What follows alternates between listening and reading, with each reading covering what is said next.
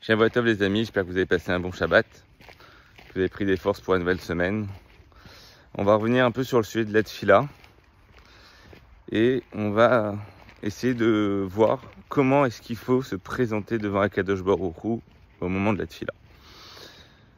Très souvent, nous, quand on fait une bonne action, quand on fait quelque chose de bien, on se dit je vais prier et Hachem il va m'exaucer parce que, entre guillemets, il me doit ça parce que je me suis bien comporté, que j'ai fait une bonne action, que j'ai fait une mitzvah avec empressement. Parce qu'on est dans un système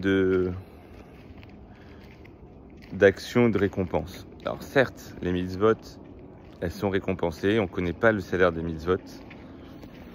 Elles sont récompensées dans ce monde-ci, dans le monde futur. Maintenant, ce qu'il faut savoir, c'est que quand on va demander à Akadosh Baruch Hu, qu'on va aller dans la tefila, qu'on va parler avec Akadosh Baruch Hu, c'est pas à ce moment-là qu'il faut demander le salaire de sa mitzvah. Quand on va voir Akadosh Baruch Hu, il faut aller le voir comme un pauvre, sans aucun mérite. Il faut aller voir Akadosh Baruch Hu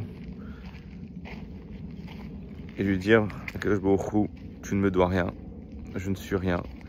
Je te demande simplement quelque chose par miséricorde, par bonté gratuite, un cadeau. En exemple, quand dans la rue, on croise une personne pauvre qui demande de l'argent et qu'on lui donne de l'argent, est-ce que cette personne-là, elle nous a fait quelque chose? Est-ce qu'elle nous doit quelque chose? Nous, on lui doit rien, elle nous doit rien. Et c'est juste par bonté, par générosité qu'on lui fait ce cadeau. Maintenant, au niveau de la prière, c'est pareil. Hachem, il ne nous doit rien. Quand nous, on fait une mitzvah, on n'est pas là à rendre un service à Akadosh Baruch Hu. On n'est pas là à améliorer Chas v'Shalom Akadosh Baruch Hu qui est parfait. Quand on fait une mitzvah, c'est simplement un cadeau qu'Hachem il nous fait de nous donner cette mitzvah pour que nous, on se rapproche de lui.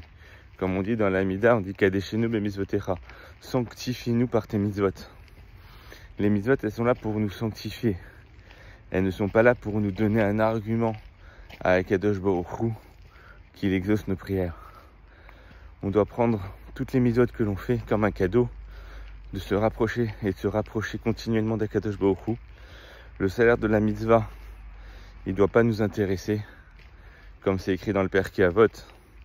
Comporte-toi comme un serviteur pour qui le salaire qui ne dépend pas du salaire. Tu fais pour faire parce que le maître il t'a demandé, parce que tu aimes ton maître, parce que tu aimes Akadosh Baruch Hu.